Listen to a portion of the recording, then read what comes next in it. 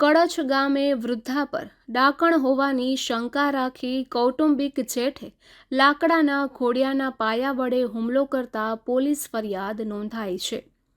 કડછ ગામે રહેતા ઝાંઝીબેન ભીખાભાઈ કડછા નામના વૃદ્ધાએ પોલીસ ફરિયાદ નોંધાવી છે, જેમાં તેઓએ જણાવ્યું હતું કે ગત 29 એપ્રિલના રોજ બપોરે તેઓ પુત્રવધુ લીરીબેન કરશનભાઈ સાથે ઘરે હાજર હતા અને બંને દીકરા કામ અર્થે બહાર ગામ ગયા હતા। ત્યારે તેનો કૌટુંબિક જેઠ એભા જોધા કડછા ઘરની બહાર ઊભીને ગાળો બોલવા લાગ્યો હતો અને એવું કહેતો હતો કે તે તાંત્રિક વિધિ કરી અમારા ઘરને બરબાદ કરી નાખેલ છે અને તું ડાકણ છે।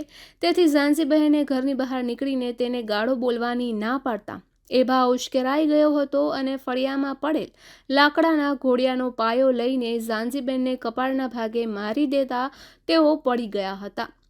ત્યારબાદ હાથ પગમાં આડેધડ માર મારવા લાગ્યો હતો। આથી પુત્રવધુ લીરીબેન વચ્ચે પડતા એભો તેને પણ મારવા દોડ્યો હતો। તેથી લીરીબેન ઘરમાં જતા રહ્યા હતા। ત્યારબાદ એભાએ હવે પછી ગામમાં દેખાયા તો તને અને તારા દીકરાને જીવતા મારી નાખીશ તેવી ધમકી આપી હતી।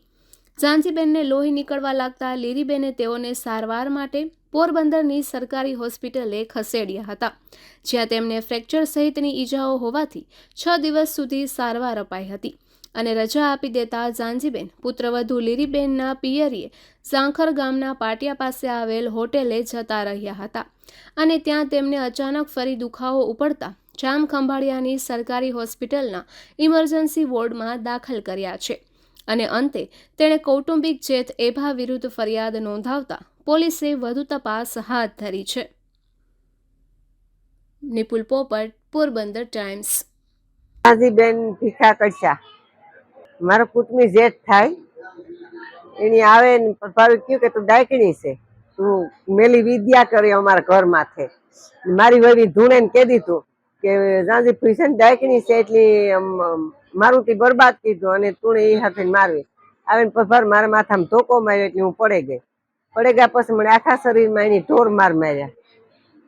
પછી મને મારે લોહી લોહાણ કરે ને વિયોગો એભા જોતા કળશ મારી ફરિયાદ બસીશ એભા જોતા હારા અહીંથી કરે નાખો કામ એટલે ઘણું।